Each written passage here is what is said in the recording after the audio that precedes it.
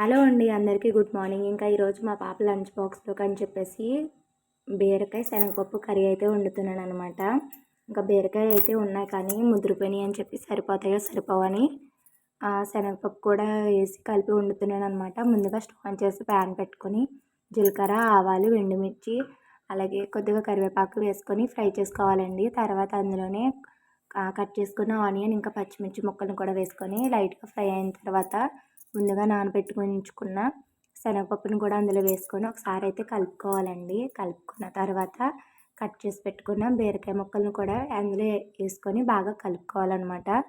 కలుపుకున్న తర్వాత మూత పెట్టి మగ్గించుకోవాలండి. అలాంటి వాటర్ వేయాల్సిన అవసరం ఉండదు, ఎందుకంటే బీరకాయలో వాటర్ ఉంటుంది కదా, దాంతోనే శనగపప్పు ఇంకా బీరకాయ ముక్కలు అయితే కుక్ అవుతాయి అన్నమాట. అందుకని చెప్పేసి మనం వాటర్ అయితే వేయక్కర్లేదు.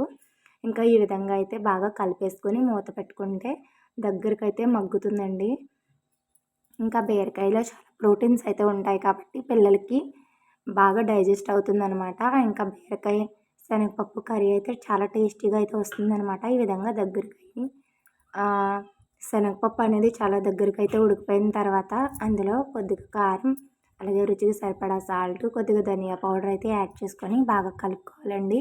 కలుపుకొని ఒక 2 మినిట్స్ కుక్ అయిన తర్వాత అందులో తగినన్ని వాటర్ అయితే వేసుకొని దగ్గరికి అయితే ఉడకనివ్వాలన్నమాట.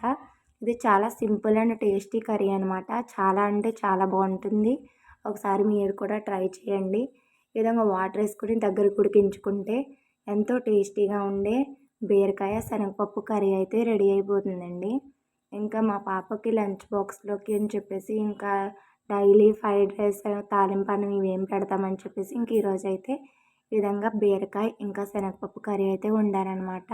చాలా బాగా వచ్చింది. ఒకసారి మీరు కూడా ట్రై చేసి పెట్టండి. ఎలా వచ్చిందో కామెంట్ సెక్షన్లో కామెంట్ చేయండి. వీడియో నచ్చితే లైక్ చేయండి. Bye bye. Thank you for watching.